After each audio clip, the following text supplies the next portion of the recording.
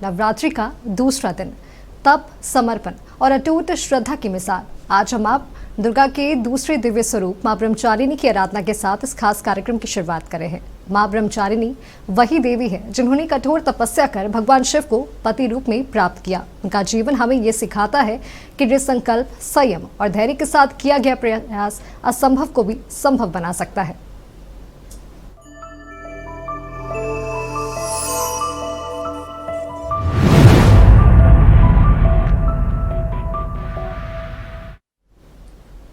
मां ब्रह्मचारिणी के हाथों में जपमाला और कमंडल होते हैं जो उनके तप, त्याग और संयम के प्रतीक माने जाते हैं। मान्यता है कि जो भी भक्त पूरे श्रद्धा भाव से मां ब्रह्मचारिणी की आराधना करता है उसके जीवन में इच्छा शक्ति, आत्मबल और आत्मविश्वास का संचार होता है।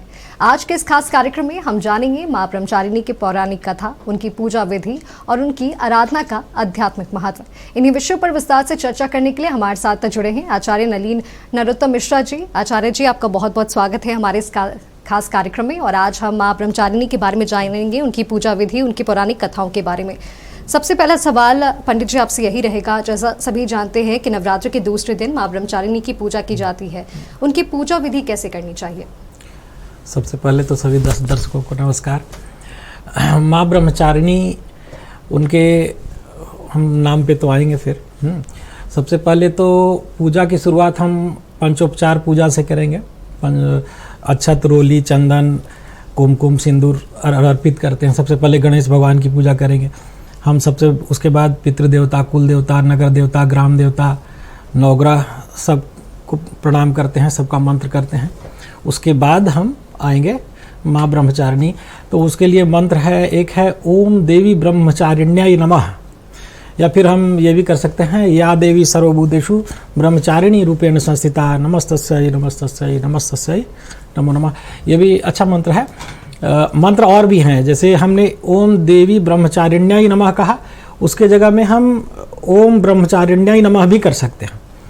तो मंत्र ये यूज कर सकते हैं। उसके अलावा पंचोपचार पूजन के अलावा ये किया, फिर बाकी हमारा रोज का नवारण मंत्र है, या फिर सिद्ध कुंजिका है, या माँ का जो पाठ हम करते हैं रोज दुर्गा पाठ, वो हम खुद तय कर लेते हैं कि आज 2 पाठ करना है, 3 पाठ करना है, उस हिसाब से वो हम करेंगे। और अलग से ब्रह्मचारिणी माँ का यही 2 मंत्र है, इसको ही करना है। और सबसे अच्छी बात है कि माँ जो है वो खुद संयम का रूप है, तपस्या का रूप है। और हम जिसकी आराधना करते हैं या जिसके सानिध्य में, समझिए कि जिस शक्ति के सानिध्य में हम रहने का प्रयास करते हैं, धीरे धीरे वो खूबियाँ कुछ न कुछ आती हैं, तो माँ का आशीर्वाद प्राप्त होता है और हम उसमें बेहतर होते जाते हैं। इसमें तो आगे बात करेंगे। यही है। जब पूजा विधि की बात आती है तो कुछ ऐसे विशेष वस्तुओं भी हैं जिनका काफ़ी ज़्यादा महत्व माना गया है। माँ ब्रह्मचारिणी की पूजा करते समय ऐसे कौन से फल, फूल, वस्त्र हैं या रंग हैं या ऐसे कोई मंत्र हैं जो उन्हें विशेष प्रिय माने जाते हैं? सबसे पहले तो फूल के मामले में उड़हुल का फूल तो देवी को कभी भी चढ़ाया जा सकता है। वैसे उनको पीला फूल, लाल फूल, गुलाब भी चढ़ा सकते हैं, और सफ़ेद फूल भी चलेगा, लेकिन विशेष रूप से उड़हुल का फूल ज़रूर चढ़ाना चाहिए अगर मिल जाए तो। इसके अलावा कमल का फूल बहुत पसंद है माँ को। और मंत्र में तो हमने जैसा बताया ओम देवी ब्रह्मचारिण्याय नमः। और इसके अलावा कई मंत्र हैं जो कि देहि सौभाग्यम आरोग्यम देहि मे परम सुखम रूपम देहि जयम देहि यशो देहि द्विषो जय, कई मंत्र हैं जो सिद्ध मंत्र हैं माँ के। वो उसमें से कोई भी मंत्र हम इन पूरे 9 दिन में हम उसका भी कर सकते हैं जब, और वो भी बहुत लाभकारी है। वो सारे सिद्ध मंत्र हैं। तो इसके अलावा फल तो जो भी, अनार तो ज़रूर चढ़ाना चाहिए। और बाकी ऐसा कोई बार नहीं है। आप सामान्य रूप से जो फल हम चढ़ाते हैं वो चढ़ेगा। केला हुआ। के दौरान जो भक्त हैं वो व्रत रखते हैं और अलग अलग दिन अलग अलग माता के रूप को भोग भी चढ़ाते हैं। माँ ब्रह्मचारिणी को चढ़ाने का कोई विशेष भोग? शक्कर चढ़ा सकते हैं हम, मीठा चढ़ा सकते हैं हम, जैसे गुड़ हुआ या शक्कर और अच्छा रहेगा। चूँकि मीठा जो है ना, इसका संबंध मंगल से भी है, और ब्रह्मचारिणी माँ को की आराधना से मंगल भी बेहतर होता है। तो हम अपने मंगल को भी बेहतर कर रहे होते हैं, और तो मंगल से जुड़ी सारी चीज़ें जो है ना वो माँ को हम अर्पित करेंगे। तो माँ, चूँकि मंगल जो है वो शक्ति, पावर भी जो है उसका कारक मंगल है, और माँ के पूजा करने से मंगल बेहतर होता है।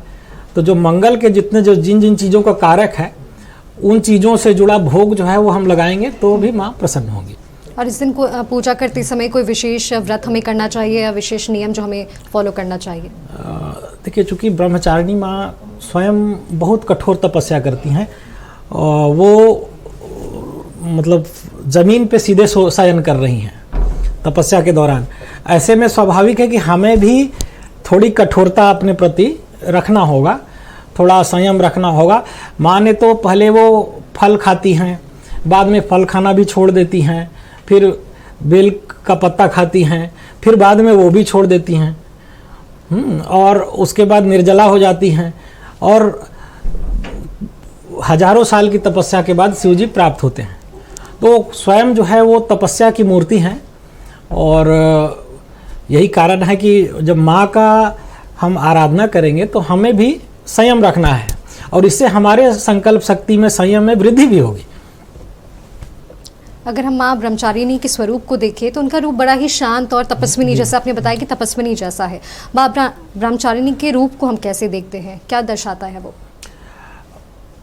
एक तो उनके हाथ में कमंडल है, बाएं हाथ में, दाहिने हाथ में जप की माला है। हाँ, तो वो साधिका भी हैं।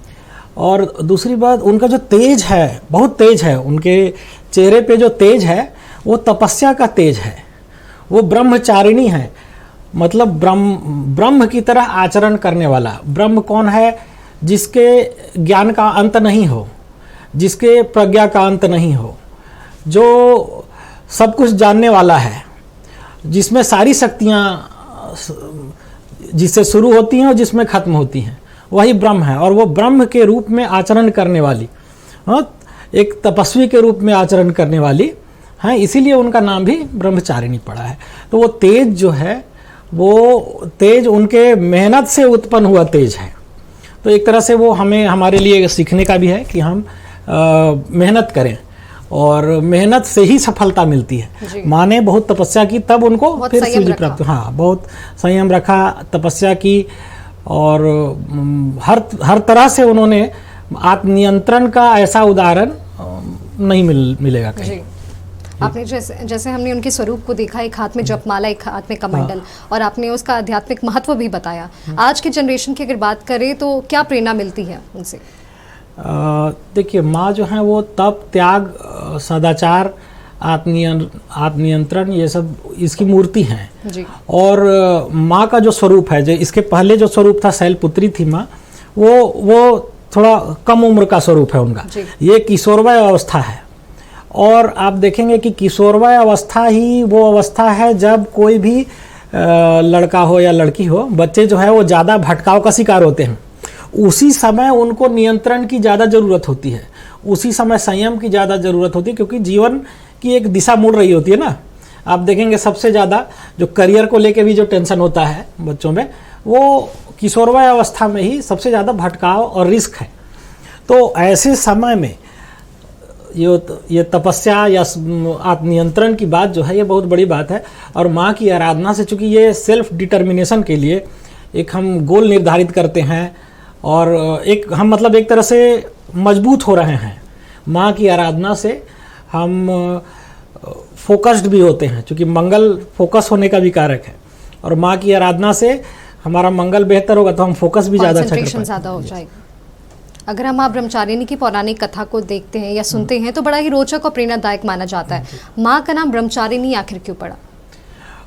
माँ का नाम ब्रह्मचारिणी इसीलिए पड़ा क्योंकि वो ब्रह्म की तरह आचरण करने वाली हैं। तो ब्रह्म कैसे होंगे और ब्रह्म की तरह कौन आचरण कर रहा है? तो इसमें हमने पहले एक बात ये कही थी कि पहले तो बहुत तपस्या करने के बाद वो तपश्चर्या का आचरण करने वाली हैं, इसीलिए ब्रह्मचारिणी कही गई। दूसरी बात है कि जो ब्रह्म कौन है, जो जिसके प्रज्ञा का अंत नहीं है, जिसके ज्ञान का अंत नहीं है, वही ब्रह्म है, वही ईश्वर स्वरूप है। तो ईश्वर स्वरूप जो है वैसा आचरण करने वाली, इसीलिए उनका नाम ब्रह्मचारिणी पड़ा। ऐसी कोई पौराणिक कथा माँ ब्रह्मचारिणी को? जी, इसमें कथा ऐसे तो काफ़ी कुछ इसमें बोला जा चुका है। माँ जब शिव जी को प्राप्त करने के लिए नारद जी के कहने पे उन्होंने तपस्या शुरू की। तो सबसे पहले उन्होंने फल फूल खा के तपस्या शुरू की, फिर जो है 1000 साल बीत गए और फिर शिव जी नहीं मिले। फिर उन्होंने वो सब त्याग दिया, फिर बिल्वपत्र खाने लगी, वो खाकर तपस्या करने लगी, उसके बाद भी नहीं मिले। उसके बाद उनको लगा कि हमें और कठोर साधना करनी पड़ेगी, फिर उसने उसका भी त्याग किया। उसी समय उनका नाम जो कि पत्ते का त्याग कर दिया, तो इसीलिए उनका नाम अपर्णा पड़ा। उमा भी उसी समय जो स्थिति है माँ की, वो उमा कहते हैं और अपर्णा भी कहते हैं। तो वहाँ से फिर जब तपस्या शुरू किया तो सारे देवतागण पहुँच गए शिव जी के पास और शिव जी से अनुरोध करने लगे कि ये तो सबने कहा कि ये तो फल प्राप्त होना ही है, माने बहुत तपस्या की है। और फिर शिव जी फिर प्राप्त होते हैं उनको और शिव जी से उनका विवाह होता है। तो आचार्य जी, अभी तक हमने माँ ब्रह्मचारिणी के उनकी विधि, पूजा विधि, उनके स्वरूप और पौराणिक कथा के बारे में भी जाना है।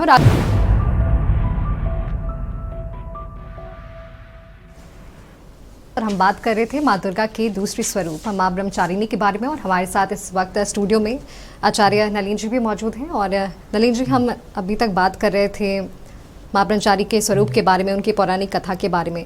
अगर उनके स्वरूप को देखें तो तप संयम की देवी कहा जाता है। आध्यात्मिक का क्या महत्व है इसका? माँ की आराधना करने से जी आत्मनियंत्रण बढ़ता है, जो हम क्या कहेंगे उसको, सेल्फ रेस्ट्रेंट। और आत्मनियंत्रण जीवन में सफलता के लिए सबसे ज़रूरी है, क्योंकि संयम, तप और लगातार मेहनत, हाँ, तो तप में ही वो मेहनत आ गया, और संयम दोनों बहुत ज़रूरी है। सदाचार ज़रूरी है। तो सदाचार, संयम, आत्मनियंत्रण, ये किसी भी व्यक्ति की सफलता के लिए अति आवश्यक है। और माँ की आराधना ये बतलाता है कि बिना कठोर परिश्रम के कुछ भी प्राप्त, अगर विशेष चीज़ प्राप्त करना है तो कठिन परिश्रम करना पड़ेगा, और नहीं तो फिर नहीं करना है तो अलग बात है। और माँ की आराधना करने से आत्मनियंत्रण की, चूँकि माँ खुद जिस शक्ति को हम पूज रहे हैं, स्वाभाविक तौर पे प्रसाद के रूप में हमको उस शक्ति की जो खूबियाँ हैं उसका कुछ अंश मिलता है।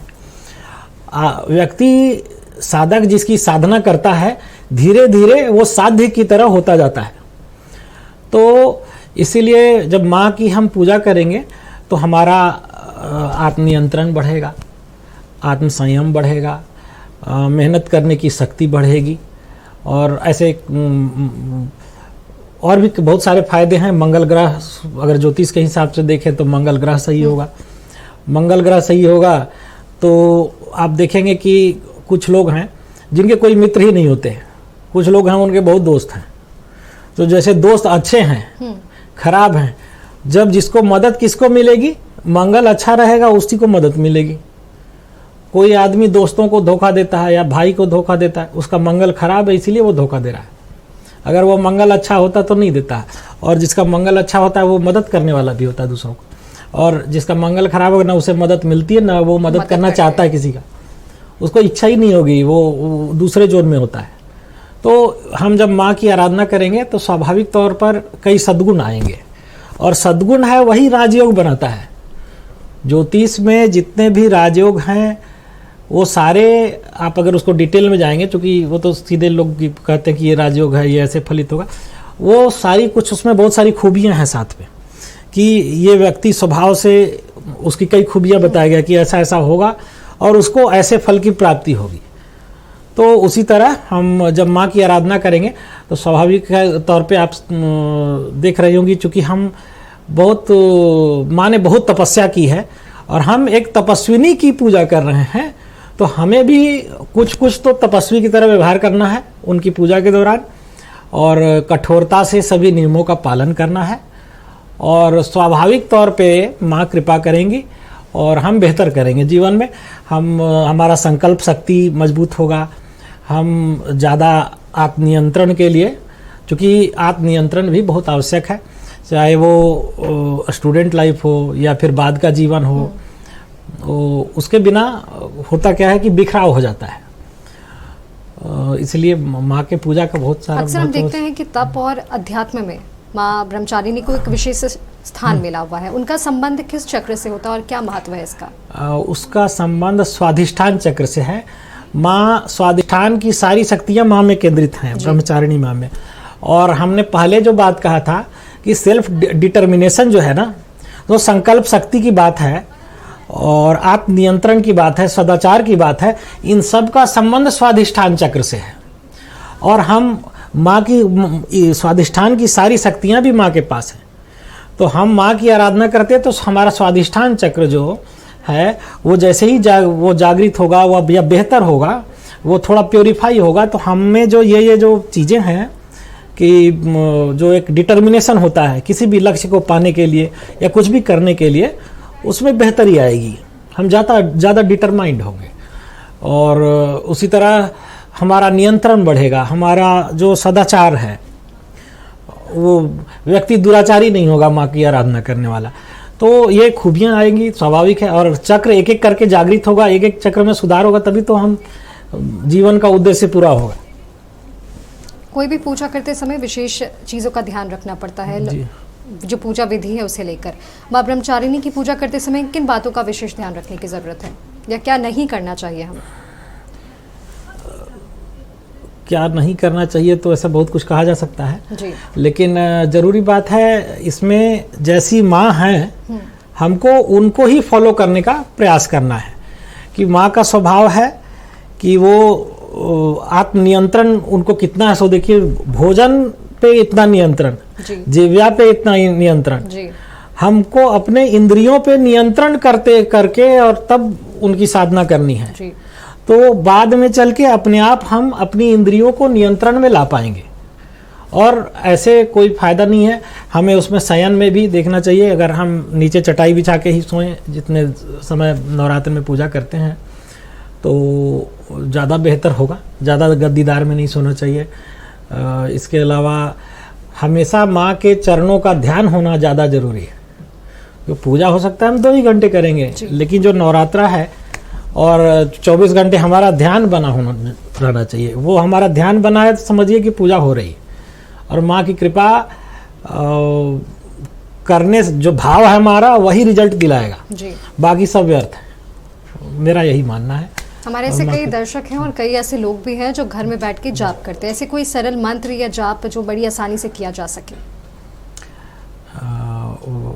केवल ब्रह्मचारिणी माँ का, या क्योंकि माँ के सारे स्वरूप के लिए नवारण मंत्र बहुत बढ़िया है जी। और मैं स्तोत्र में सिद्ध कुंजिका बहुत अच्छा मानता हूँ। इसके अलावा अष्टोत्तर सतनाम है माँ का, वो भी बहुत सुंदर है, सप्तश्लोकी है, वो भी अच्छा है। मैंने जो मंत्र कुछ देर पहले कहा था जी, या तो ये बहुत आसान है, या देवी सर्वभूतेषु ब्रह्मचारिणी रूपेण संस्थिता नमस्तस्यै नमस्तस्यै नमस्तस्यै नमो नमः। दूसरी बात कि माँ के जितने भी स्वरूप हैं उन सभी स्वरूपों को, जो दुर्गा माँ के कई सिद्ध मंत्र हैं, हम अलग अलग मंत्रों को प्रयोग करके हम उसमें कर सकते हैं। इसके अलावा ब्रह्मचारिणी माँ जो है, एक चीज़ छूट गया है हमारा कहना जी, कि जैसे किसी के विवाह में भी दिक्कत आती है ना, और हम ब्रह्मचारिणी माँ की पूजा करेंगे, माँ ने जो तप किया है वो शिव जी से विवाह करने के लिए किया है जी। और तो हम जब उनकी पूजा करेंगे तो स्वाभाविक है कि हमें हमारा जो दाम्पत्य है उसमें भी सुधार होगा। इसीलिए मैं समझता हूँ कि एक मंत्र है जो पुरुष कर सकता है, करते हैं लोग, पत्नी मनोरमाम देही मनोवृत्तानुसारिणीम तारिणीम दुर्ग संसारस्य कुलोद्भवाम, ऐसा करके है। वो मंत्र अच्छा है, वो लोग कर सकते हैं। महिलाओं के लिए वो महायोगिन्यधीश्वरी करके एक मंत्र है। तो चूंकि ये यहाँ पे शिव जी को प्राप्त करने के लिए कर रही हैं, तो हम भी जो है अपने विवाह के लिए अगर कोई उपाय करना चाहें तो ब्रह्मचारिणी माँ के पूजा के दौरान भी हम वो उपाय शुरू कर सकते हैं, वो अच्छा रहेगा। भक्त पूरी आस्था के साथ माँ की पूजा करते हैं और उन्हें लाभ भी मिलता है, उनके जीवन में पॉजिटिव इफेक्ट भी देखने को मिलता है। माँ ब्रह्मचारिणी की पूजा करने से ऐसे कौन कौन से जो लाभ है साधक को मिल सकते हैं? साधक और सामान्य लोगों में तो फर्क है जी, लेकिन जनरली वो तो सबको लाभ एक तरह का होगा। सबसे जरूरी है कि मन पर नियंत्रण बढ़ेगा, और जीवन में सफलता के लिए सबसे ज़रूरी है कि हमारा मन पे, अपने मन पे थोड़ा नियंत्रण हो। और इन इंद्रियां अगर नियंत्रित है तो बहुत कुछ जीवन में सही चलता है।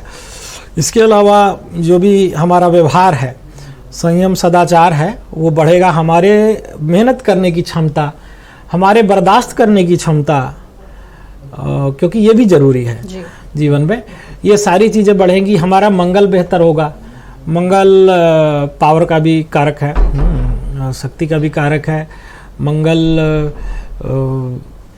यहाँ तक कि मांसपेशियों का कारक है।